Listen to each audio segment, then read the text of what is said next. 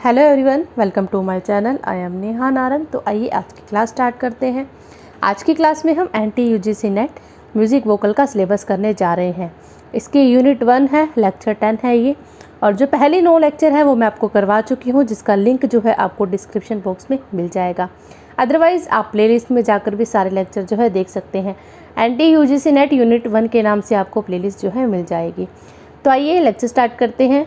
Lecture start करने से पहले अगर आपने मेरे चैनल को सब्सक्राइब नहीं किया है तो चैनल को ज़रूर से ज़रूर सब्सक्राइब करें। तो फर्स्ट यूनिट में जो है हमारी डेफिनेशंस है, पारिभाषिक शब्दावली हैं। तो आगे हम डेफिनेशंस को जो है कंटिन्यू करने जा रहे हैं। तो आइए जिनके बारे में आज हम डिटेल से पढ़ने वाले हैं, पहले देख लेते हैं कि किस किस टॉपिक को आज हम कवरअप करेंगे। सप्ताल एवं 35 ताल, सप्त यानी कि 7 ताल एवं 35 ताल। इसके बाद है ताल के 10 प्राण, यति, ठेका, मात्रा, विभाग, ताली, हाली। तो इन सब के बारे में जो हम डिटेल से जानेंगे। तो आप सभी से रिक्वेस्ट है कि आप इस वीडियो को कंप्लीट देखें, आपको बहुत कुछ जानने को मिलेगा। फर्स्ट टॉपिक है हमारा सप्ताल एवं 35 ताल। तो सप्ताल एवं 35 ताल, क्या इनका संबंध है आपस में? सप्त का मतलब होता है 7, ठीक है। तो 7 ताले एवं 35 ताले कैसे हैं ये? एक बात मैं आपको यहाँ पे क्लियर कर दूँ कि इन तालों का जो प्रयोग है वो कर्नाटक संगीत में किया जाता है, दक्षिणी संगीत में किया जाता है, ठीक है। तो ये स्टार्ट करते हैं। उत्तरी ताल पत्ती, जिसको हम हिंदुस्तानी संगीत पत्ती के नाम जानते हैं, हिंदुस्तानी ताल पत्ती के नाम जानते हैं, तथा दक्षिणी ताल पत्ती यानी कि जिसको कर्नाटक ताल पत्ती के नाम से जानते हैं, ठीक है। उत्तरी साइड के संगीत को जो है हिंदुस्तानी संगीत कहा जाता है और दक्षिण साइड का संगीत यानी कि कर्नाटक संगीत कहलाता है। तो दोनों की जो ताल पत्ती है वो अलग अलग है। प्राचीन काल में दक्षिण ताल पत्ती में तालों की जो संख्या है 108 बताई गई है। ये सारा का सारा जो टॉपिक है दक्षिण संगीत में जो ताले हैं उनको कवरअप करता है, ठीक है। तो प्राचीन काल में जो दक्षिण ताल पत्ती थी उनमें तालों की संख्या 108 बताई गया। तो इस बात को आप ध्यान रखें कि तालों की संख्या 108 बताई गई थी। परंतु वर्तमान में जो है मुख्य 7 ताले ही हैं, जिसे सप्तसुलादी कहा जाता है। तो इसे क्या कहा जाता है? सप्तसुलादी। तो इनके नाम जो है इस प्रकार है: ध्रुव ताल, मठ ताल, रूपक ताल, झंप ताल, त्रिपुट ताल, अटताल, एक ताल, ठीक है। प्रत्येक ताल की 5-5 जातियां हैं। जातियां कौन सी हैं? चतुस्र, तिस्र, मिश्र, खंड, संकीर्ण, ठीक है। ये जो है 5 जातियां हैं।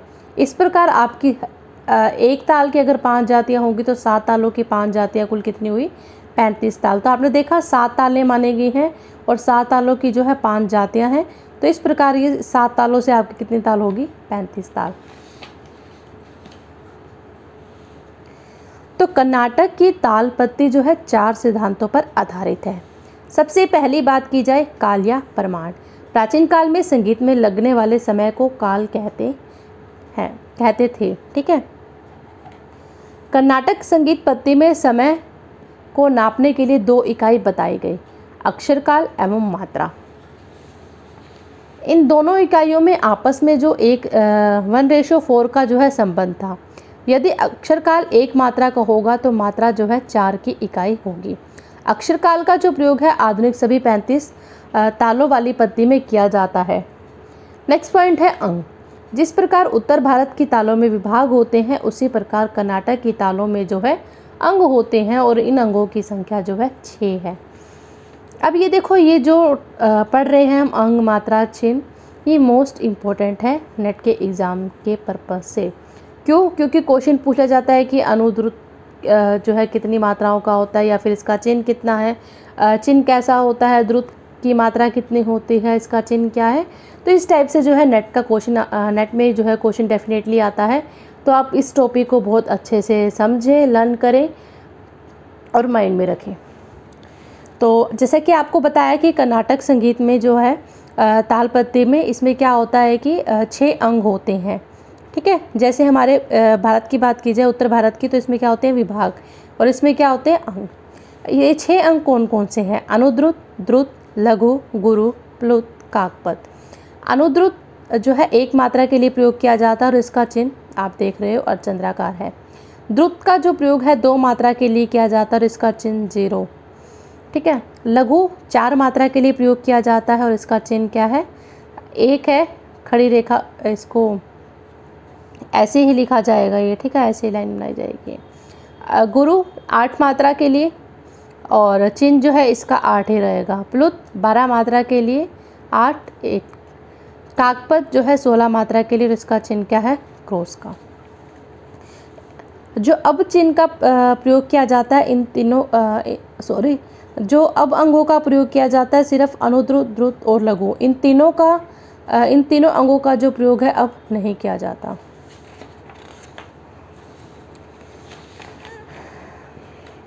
अंतिम 3 चिन्हों का प्रयोग जो है प्राचीन काल के 108 तालों में होता था। वर्तमान में इन तीनों चिन्हों का जो है प्रयोग नहीं होता। आधुनिक 35 तालों वाला पत्ती में केवल अनुद्रुत, द्रुत तथा लघु के चिन्हों का ही प्रयोग होता है। थर्ड पॉइंट है जाति। थर्ड सिद्धांत है ये, कर्नाटक ताल पत्ती में जातियों का विशेष महत्व है। तालों के विभागों की मात्रा संख्या परिवर्तन से उनका वजन जो है बदल जाता है, उसी से विभिन्न जातियां बनती है और लघु का इसमें विशेष महत्व है। देखो हमने यहाँ पे पढ़ा था लघु की जो है 4 मात्रा होती हैं, ठीक है, तो लघु का जो है जातियों में बहुत बड़ा रोल रहता है। अगर देखिए लघु का इसमें जो है विशेष महत्व है। लघु की जो मात्राएं हैं जाति के अनुसार जो है निम्न रूप में बदल जाती हैं, निम्न रूप से बदलती रहती हैं। ध्यान रखना है कि लघु का जो है मोस्ट इम्पोर्टेंट रोल है इन तालों में। अगर लघु की मात्राएं जो है जाति के अनुसार बदलती रहती है, कम ज़्यादा होती रहेंगी। चतुर्थ जाति में लघु की जो मात्रा है वो 4 होती है। तीसरी जाति में लघु की मात्रा 3 होती है। अब आपको ये नाम से ही याद रह सकता है। देखो मैंने आपको 5 जातियाँ बताई, हर ताल की जो है 5 जातियाँ होंगी, ठीक है, और ये 5 जातियाँ यही ही होंगी। फर्स्ट आप जैसे कि देख रहे हो चतुर्थ जाति में 4, ठीक है, तीसरी जाति में इसे नाम से क्लियर हो रहा है 3। मिश्र जाति में लघु की जो मात्रा है 7, यानी कि 4 + 3 7 मिश्रण, ठीक है। खंड जाति में लघु की मात्रा जो है 5 होगी। संकीर्ण जाति में लघु की मात्रा 9 होगी। तो इस टाइप का क्वेश्चन भी जो है नेट के एग्जाम में आ सकता है कि खंड जाति में लघु की मात्रा कितनी होती है, संकीर्ण जाति में लघु की मात्रा कितनी होती है। तो इसको याद करने का तरीका देखिए। सबसे पहले हम बात करेंगे चतुर्थ, तो नाम से क्लियर होगा 4 यानी कि तीसरी यानी कि 3। मिश्र यानी कि इन दोनों को अगर आप टोटल कर दोगे 4 + 3 तो 7 मिश्र, ठीक है, इन दोनों का मिश्र भी कह सकते हो। तो एक याद रखने की ट्रिक है ये। और खंड जाति में लघु की मात्रा तो 5 होती है इसको, तो आप पीछे खंड का जो पीछे ड है इसको आप 5 से डिनोट कर सकते हैं, थोड़ा सा 5 की ही शेप में है, तो इसकी 5। संकीर्ण में पीछे अण न की आवाज़ आ रही है, मतलब 9, ठीक है। चतुर्थ जाति में 4, तीसरी जाति में 3, मिश्र जाति में इन दोनों का टोटल कर सकते हो 7। खंड पीछे वाला ड शब्द ले लो 5, ठीक है, और संकीर्ण में अण न तो 9। आपको ये याद हो गया। अब बात करते हैं विसर्जितम, क्या है ये। जिस प्रकार उत्तरी ताल पत्ती में खाली जो है तालों के बीच में आता है, खाली शब्द का प्रयोग करते हैं हम उत्तरी ताल पत्ती में, उत्तर भारत के संगीत की जो ताल पत्ती है, और उसमें 0 का चिन्ह दिखाया जाता है। उसी प्रकार कर्नाटक ताल पत्ती में खाली के समान ही विसर्जितम का प्रयोग किया जाता है, मतलब खाली का प्रयोग नहीं किया जाता, उसके समान विसर्जितम का प्रयोग जो है किया जाता है, किंतु उनका भाव जो है कुछ भिन्न होता है। विसर्जितम वास्तव में किसी विभाग के मध्य की मात्राओं को गिनने अथवा दिखलाने का एक साधन होता है। ये भी जो है 3 प्रकार का होता है। पताक विसर्जितम जिसमें हाथ जो है ऊपर रहता है। कृष्य विसर्जितम बाईं ओर हाथ हिलाना। स्पर्णी विसर्जितम दाईं ओर हाथ हिलाना। अब बात करते हैं कर्नाटक ताल पत्ती की मुख्य 7 तालें कौन सी हैं। नाम मैं आपको पहले बता चुकी हूँ, ध्रुव, मठ, रूपक, झम, त्रिपुट, अट, एक। इन तालों के जो नाम है अच्छे से, बहुत अच्छे से आप याद कर लें, ठीक है। अब देखिए जो मेनली बात आपको याद करनी है वो ये कि ध्रुव ताल का चिन्ह क्या है, 1011, ठीक है। मेनली आपको इन सभी तालों के जो है चिन्ह याद रखने हैं, ठीक है, और इन चिन्हों को भूलना नहीं है। ध्रुव का जो चिन्ह है 1011, ठीक है। मठ का जो है, अब देखो 101, इसमें एक 1 कम हो गया। रूपक में 01, झम में 1, ये अनुद्रुत का साइन है, आपको मैंने पढ़ाया था अभी अनुद्रुत का साइन, आप देख सकते हैं, ठीक है। अनुद्रुत का प्रयोग जो है 1 मात्रा के लिए किया जाता है और चिन्ह इसका ये था। इसके बाद बात की जाए त्रिपुट 100, अट के लिए 1100, एक के लिए एक चिन्ह का ही प्रयोग किया जाता है। ठीक है, इस चिन्ह को आप याद कर लेंगे तो आपकी बहुत सारी प्रॉब्लम जो है सॉल्व हो जाएंगी। इसमें जो मात्राएं बता रखी हैं वो चतुर्थ जाति के अनुसार बता रखी हैं। ये आपको मैं आगे डिटेल से बताऊंगी ये कैसे है, ये मात्रा संख्या, ये सब कुछ आपको आगे पढ़ने से पता चल जाएगा। ठीक है, आप इस टेबल को राइट कर सकते हैं अपनी नोटबुक में, इसके नोट्स बना सकते हैं। एग्जाम पर्पस के पॉइंट ऑफ व्यू से ये इम्पोर्टेंट है। 7 तालों के नाम और इसके चिन्ह जो हैं आपको बिल्कुल अच्छे से याद करने हैं। ये सभी ताले जो हैं चतुर्थ जाति में हैं, जिसमें लघु की संख्या जो है 4 के बराबर है। जैसे कि आपको पता है कि चतुर्थ जाति में जो लघु की संख्या मानी जाती है वो 4 मानी जाती है। तीसरी जाति में लघु की जो मात्रा मानी जाएगी वो 3 मानी जाएगी। मिश्र जाति में 7 और खंड में मैंने आपको ड से बताया था 5, संकीर्ण में ण, न से बताया था 9। तो अब तो आपको याद हो ही गया होगा। लघु चिन्ह की मात्रा जो है घटने तथा बढ़ने से तालों की मात्राएं कम या अधिक होती हैं। अगर लघु चिन्ह की मात्रा घटेगी या बढ़ेगी तो उसी से ही तालों की मात्राएं कम या अधिक होंगी। प्रैक्टिकल में आपको बताऊंगी कैसे। देखो, सबसे पहले हमने पढ़ा था चतुर्थ जाति में ध्रुव ताल का। जो चतुर्थ जाति में आपको पता है कि ध्रुव ताल का लघु मान क्या होगा, 4 मात्रा का। चतुर्थ 4, ठीक है, तो 4 मात्रा का होगा। तो चतुर्थ जाति में ध्रुव ताल जो है 101 इसका चिन्ह था, ताल का चिन्ह। तो इसकी मात्राओं की गणना करने पर देखो क्या आएगा। ये देखो, वैसे ये लघु का चिन्ह है। ठीक है, आपको मैंने बताया था लघु का चिन्ह, दिखाती हूँ मैं आपको दोबारा से। ये देखिए, लघु 4 मात्रा का होगा तो इसका चिन्ह क्या है, ये। ठीक है, लेकिन आपको ये बात ध्यान रखनी है कि लघु चतुर्थ जाति में है, तीसरी जाति में है, खंड जाति में है, वो आपको ध्यान रखना है। ठीक है, 1011 है। इस 1 को हम ये किसके बराबर होगा, चतुर्थ जाति में 4 के बराबर होगा, 4। और ये 0 क्या था आपका, ये देखिए, ये द्रुत का चिन्ह है। ठीक है, इसको क्या बोलेंगे, द्रुत। और इसकी मात्रा कितनी है, 2। तो दोबारा देखिए, इस 1 के लिए चतुर्थ जाति में 4 का प्रयोग होगा, 0 के लिए 2 का। ठीक है, 0 नहीं, इसको हम द्रुत बोलेंगे। ठीक है, और इस लघु के लिए 4 और इस लघु के लिए भी 4। चतुर्थ जाति के बाद अब इनका टोटल कर दो, 4 2 6, 6 4 10, 10 4 14। तो चतुर्थ जाति में ध्रुव ताल की जो मात्रा होगी वो 14 होगी। निकालनी आपको आई गई है। इस प्रकार चतुर्थ जाति में ध्रुव ताल जो है 14 मात्रा की रहेगी। अब आपने देखा कि अगर जैसे लघु मान लो तीसरी जाति में होगा ध्रुव ताल की, तो तीसरी जाति में अगर ध्रुव ताल का लघु मान जो है 3 मात्रा का होगा, ये आपको सब पता चलेगा इतना। तो मात्रा जो है अलग अलग होती जाएंगी।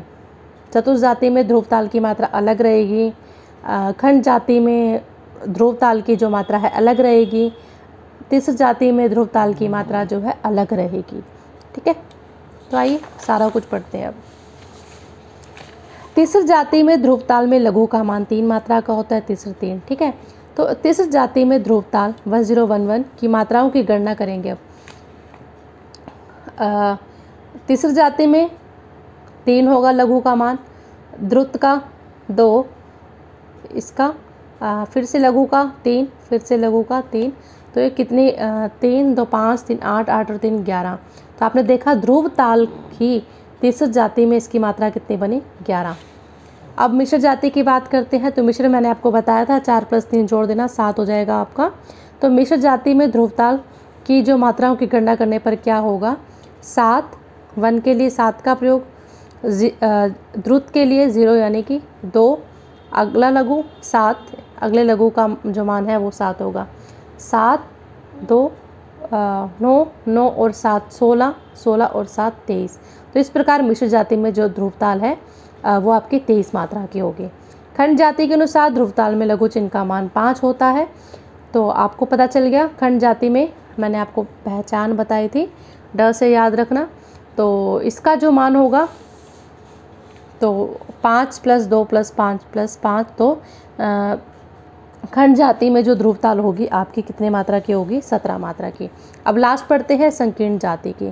तो संकीर्ण में आपको अण से बताया था 9, तो 9 रहेगा संकीर्ण जाति में। लघु का मान जो है तो वो 9 मात्रा का रहेगा। संकीर्ण जाति में ध्रुव ताल जो है 1011 की मात्राओं की गणना करने पर 9 + 2 + 9 + 9 29 टोटल जो है संकीर्ण जाति में ध्रुव ताल जो रहेगी 29 मात्राओं की रहेगी। तो आपको पता चला एक ताल जो है आपकी एक ताल से आपकी जो है 5 जातियों बनती हैं और उन जातियों के अनुसार जो तालों की मात्रा होगी वो अलग अलग रहेगी। इस प्रकार लघु चिन्ह के प्रयोग से एक ही ध्रुव ताल के 5 प्रकार बन जाते हैं। अतः पंचजाति भेद से जब एक ताल के 5 प्रकार बनते हैं तो 7 तालों के 7 × 5 = 35 जो 35 प्रकार है बनेंगे। गति भेद के अनुसार प्रत्येक ताल के 5-5 प्रकार माने गए हैं। 35 × 5 35 × 5 = 175। तो 175 ताल जो है इस प्रकार हो जाते हैं। तो किंतु मुख्य जो है 7 तालें हैं, 7 से आपकी 35 तालें बनी और गति भेद के अनुसार 35 को फिर जो है आगे 5 प्रत्येक ताल के फिर आगे 5-5 प्रकार माने गए। तो इस कारण से 35 को 5 से मल्टीप्लाई कर दिया तो इस प्रकार 35 से आपके कितने 175 ताल बने। तो आपने देखा कि मुख्य जो आपकी 7 तालें ही हैं। ठीक है, जाति भेद के अनुसार 35 तालें। टॉपिक क्या था हमारा? सप्ताल और 35 ताल। ठीक है, मैंने आपको बता दिया 35 तालें आपकी कैसे बनी। अब मैं आपको बिल्कुल इसमें करा हुआ है, सोल्व किया हुआ है कि कैसे ये 35 तालें हैं। देखो, सबसे पहले बात करेंगे हम ध्रुव ताल की। ध्रुव ताल की चतुर्थ जाति, तीसरी जाति, मिश्र जाति, खंड जाति और संकीर्ण जाति। देखो, चतुर्थ जाति में क्या होगा? 4 + 2 + 4 + 4। ये मैंने आपको पूरा अभी सोल्व करके बताया है। इसकी 14 मात्राएं आई थी, इसकी 11, इसकी 23, इसकी 17, इसकी 29। ठीक है, अब रूपक ताल की बात करते हैं चतुर्थ जाति की। तो इसमें क्या था? इसका चिन्ह क्या था? सबसे पहले तो आपको यहाँ से चिन्ह जो है याद करने पड़ेंगे। तभी मैंने आपको कहा था कि ये टेबल जो है बहुत ज़्यादा इम्पोर्टेंट है। आपने देख रहे हो कि इसका चिन्ह क्या है? 0 1 मतलब द्रुत और ये लघु। ठीक है, तो इस तरीके से जो है ये टेबल आप लोग अब खुद से बना सकते हो, जैसा हमने पीछे सोल्व किया था ध्रुव ताल के बारे में। इसमें क्या चल रहा था? 1 0 0 1 0 1 1 और इसमें क्या लेंगे हम? 0 1। ठीक है, 0 1 0 का मान जो है वो क्या रहता है? 0 का मान जो है आपका 2 रहेगा और चतुर्थ जाति में लघु का मान क्या रहेगा? 4। ठीक है, तो 4 + 2 6 मात्राएं बनी। तीसरे में 3 + 2 5, मिश्र में 7 + 2 9, खंड में 5 + 2 7, संकीर्ण में 9 + 2 11 मात्राएं बनेंगी रूपक ताल की। ठीक है, अब बात करते हैं मठ ताल की। चतुर्थ जाति में 4 + 2 + 4 10 मात्राएं।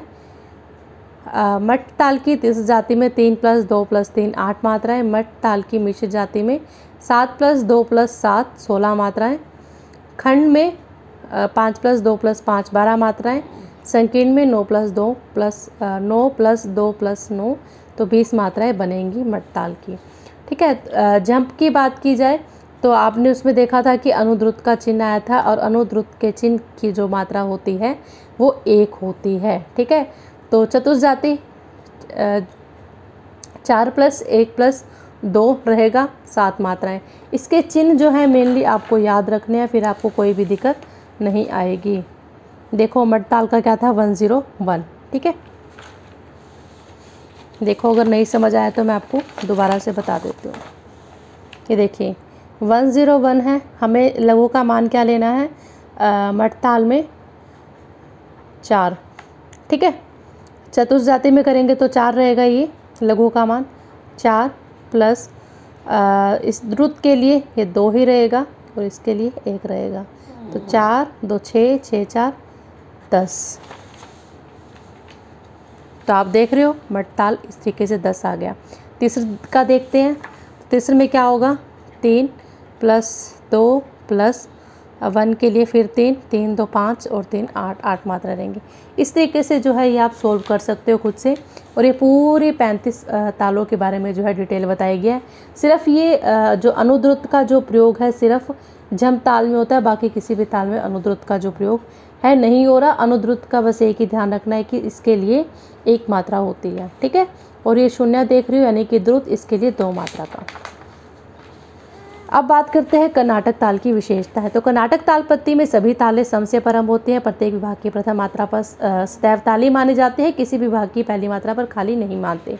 जिस ताल में जितने चिन्ह होंगे उतने ही विभाग होंगे। कर्नाटक ताल में खाली के लिए किसी भी चिन्ह का प्रयोग नहीं किया जाता। विसर्जितम शब्द का जो है प्रयोग किया जाता है। कर्नाटक तालों में अनुद्रुत, द्रुत, लघु, गुरु, प्लुत और काक पर 6 चिन्हों का उल्लेख है। इन्हीं पर जो ताल निर्भर करती है, इसलिए इन तालों में विभाग जो है नहीं होते। अब बात करेंगे हम ताल के 10 प्राणों की। ताल के 10 प्राण माने गए और ये क्वेश्चन डेफिनेटली आता है कि इसमें से कौन सा ताल का प्राण है, कौन सा नहीं है। तो इस टाइप का क्वेश्चन 99% छोटी रहती है आने की, तो कम से कम आप नाम तो जरूर याद रखें। समझेंगे तो और भी अच्छी बात है। काल का अर्थ है समय। सारा संसार काल के अधीन रहता है। संगीत में जो समय लगता है उसे काल कहा जाता है। क्रिया, किसी भी ताल की मात्राओं को गिनना क्रिया कहलाता है। ताली लगाना या फिर हाथ पर मात्राओं को गिनना, यह सब क्रिया के अंतर्गत आता है। क्रिया जो है 2 प्रकार की होती है। सशब्द क्रिया, इस क्रिया में ताल की मात्राओं की गिनती करते समय आवाज़ की जाती है या फिर ताली लगाई जाती है। निशब्द क्रिया, इस क्रिया में मन ही मन या उंगलियों पर बिना आवाज़ किए मात्राएं गिनी जाती हैं। कला, ताल में काल की इकाई को जो है कला कहा जाता है और कला का अर्थ होता है अवयव। इस अवयव को मात्रा भी कहते हैं और इसी आधार पर जो है विभाग बनाए जाते हैं। मार्ग, निश्चित ताल से युक्त मात्राओं के समूह को जो है मार्ग कहते हैं। ताल की प्रथम मात्रा से जो अंतिम मात्रा की दूरी है वो मार्ग के अंतर्गत आती है। अंग, ताल के समय में जो भिन्न भिन्न भाग होते हैं वे अंग कहलाते हैं। अंग में वर्णों का समय तथा मात्राएं जो है निर्धारित की जाती हैं। अंग 6 प्रकार के हैं। इसके नाम, चिन्ह तथा मात्राएं इस प्रकार हैं। अभी हमने इनके बारे में पढ़ा था, ये वही ही है। ठीक है। अनुद्रुत का चिन्ह बताया था मैंने आपको, अर्धचंद्राकार होता है। मात्रा 1, द्रुत का चिन्ह 0, मात्रा 2, लघु का ऐसे, और मात्रा 4 रहती है। गुरु के लिए एस का 8 मात्रा होती है। प्लुत के लिए ये चिन्ह जो आप देख रहे हैं, और मात्रा 12, कागपत के लिए क्रॉस का चिन्ह, और 16 मात्राएं। तो आपको ये टेबल लर्न चाहे यहाँ करो चाहे उस टॉपिक में करो, आपको ये टेबल लर्न करनी ही पड़ेगी। यति, लय के चाल क्रम को यति कहा जाता है। लय की प्रयोग विधि को यति कहा जाता है। यति के 5 प्रकार हैं। समा, इसमें क्या होता है, आरंभ, मध्य तथा अंत में जो है समान लय से प्रयुक्त होती है, उसको समा यति कहते हैं। समा समान से भी ले सकते हैं, जिसकी यति जो है आरंभ, मध्य और अंत तक समान रहेगी। स्रोतोगता, आदि में विलंबित, मध्य में मध्य लय तथा अंत में द्रुत लय होगी तब आपकी स्रोतोगता यति कहलाती है। मृदंगा, जिसके आरंभ तथा अंत में तो द्रुत लय हो, बीच में मध्य लय हो, वह मृदंगा यति है। पिपीलिका, जब आदि तथा अंत में विलंबित लय हो तथा बीच में द्रुत लय हो तो वह आपकी पिपीलिका यति होगी। गोपुछा, जो यति पहले द्रुत हो फिर मध्य हो जाए तथा फिर अंत में विलंबित हो जाए, वह गोपुछा यति है। प्रस्तार, ताल के आवर्तन को बजाने के पश्चात उस ताल के बोलों को जो है विभिन्न रूप में विकसित करने को प्रस्तार कहते हैं। इसके अंतर्गत पर्ण, कायदा, पलटा, रेला आदि ये सब चीज़ें आती हैं। इन सभी की डेफिनेशन हम आगे आने वाली वीडियो में करेंगे। 8 है ग्रह, ताल की जिस मात्रा से गीत या गत का आरंभ होता है वो ग्रह कहलाता है। ये 4 प्रकार के होते हैं। समग्रह, जब गीत तथा ताल एक ही स्थान से आरंभ हो उसे समग्रह कहते हैं। विषम ग्रह, जब सम निकलने के बाद गाना शुरू किया जाएगा विषम ग्रह। अतीत ग्रह, जब सम का अंत हो जाने पर गाना शुरू करते हैं तो उस स्थान को अतीत ग्रह कहते हैं। अनागत ग्रह, गायन का आरंभ पहले ही हो जाए तथा ताल बाद में आरंभ हो तो उसे अनागत ग्रह कहते हैं। लय, ताल की गति को लय कहते हैं। ताल की गति अलग अलग होती है, लय भी अलग अलग होती है और लय के 3 प्रकार हैं। विलंबित लय, जिस लय की गति बहुत धीमी होगी उसे विलंबित लय कहते हैं। विलंबित का अर्थ होता है धीमे, धीरे। तो इसकी प्रकृति जो है मुख्य गंभीर रहती है। मध्य, इस लय की गति सामान्य होगी, ना ज़्यादा तेज ना ज़्यादा धीमी। द्रुत यानी कि तेज, इसकी प्रकृति चंचल होती है, लय तेज होती है। जाति, बोलों की रचना जितने जितने अक्षरों से हुई है उसी के अनुसार 5 जातियाँ कायम हुई हैं। अभी मैंने आपको पिछले वाले टॉपिक में बहुत अच्छे से ये चीज़ करा दी थी। तीसरी जाति में लघु की मात्राएं 3, चतुर्थ जाति में 4, खंड में 5, मिश्र में 7, संकीर्ण में 9 मात्राएं लघु की हो जाती हैं। तो आपको याद करने में भी शायद कोई दिक्कत नहीं आएगी। तो अब पॉइंट है यति का। ये नेक्स्ट परिभाषा है जो हम NTA नेट के अनुसार जो सिलेबस कर रहे हैं उसमें नेक्स्ट डेफिनेशन यति की पूछी गई है। तब मैं आपको ये टॉपिक जो है दोबारा से करा रही हूँ। लय के चाल क्रम को यति कहा जाता है और लय की प्रयोग विधि को यति कहा जाता है। 5 प्रकार के हैं। समा, आरंभ, मध्य तथा अंत में समान लय से प्रयुक्त होना समा यति है। स्रोतोगता, आदि में विलंबित, मध्य में मध्य लय, अंत में द्रुत लय हो तब वह स्रोतोगता यति कहलाती है। मृदंगा, जिसके आरंभ में तथा अंत में द्रुत लय हो, बीच में मध्य है, वह मृदंगा यति है। पिपीलिका जब आदि तथा अंत में विलंबित लय हो तथा बीच में द्रुत लय हुआ पिपीलिका यति कहलाता है। गोपूछा जो यदि पहले द्रुत हो फिर मध्य तथा अंत में विलंबित हो वह कौन सी यति है? गोपूछा। ठेका ताल बजाने को जो है ठेका कहा जाता है, इसे एक गुण और ठा भी कहते हैं। यदि कहरवा ताल का ठेका बजाएंगे तो पता चलता है कि कहरवा ताल का ठेका चल रहा है, इसके बोलों से पहचान हो जाती है। ठीक है, तो कहरवा ताल के ठेके के बोल क्या है? धागे नाते नाके धीना। नेक्स्ट डेफिनेशन पढ़ते हैं विभाग की। प्रत्येक ताल में बोलों के छोटे छोटे विभिन्न मात्राओं के भागों में बटे हुए हिस्से को विभाग कहते हैं। अलग अलग तालों में अलग अलग विभाग होते हैं, हर ताल के जो विभाग हैं अलग अलग हैं। जब ताल में 4 विभाग है, देख सकते हो 1 2 3 4। इसके बोल क्या हैं? धिन्ना धिन धिन्ना तिन्ना धिन धिन ना। ताली सम के अतिरिक्त ताल के अन्य विभागों की प्रथम मात्रा पर जब थाप की जाती है तो उसे ताली या फिर भरी कहते हैं। जैसे जब ताल में तीसरी और 8वीं मात्रा पर ताली है, देख सकते हैं आप, तीसरी और 8वीं मात्रा पर ताली दिखाया गया जैसे। और बोल क्या है? धिन्ना धिन धिन्ना तिन्ना धिन धिन्ना। खाली की बात करते हैं। जब किसी ताल में विभाग पर जहाँ सम या ताली नहीं बजती और हाथ हिलाकर मात्रा दिखाई जाती है तो उसे खाली कहते हैं। खाली के लिए हम 0 चिन्ह का प्रयोग करते हैं। Thank you. आपको मेरा वीडियो कैसा लगा कमेंट करके ज़रूर बताएं। वीडियो पर आखिर में कमेंट जरूर करें ताकि हमें जो है मोटिवेशन मिलता रहता है कि हम आपके लिए इससे और भी अच्छी वीडियो बना सकें। आपको जैसा भी वीडियो लगता है वैसा ही कमेंट करें, ज़रूरी नहीं है कि पॉजिटिव वे में। आपको जैसा भी वीडियो लगता है, अगर आपको कोई कमी लगती है तो वो भी ज़रूर मेंशन करें। Thank you.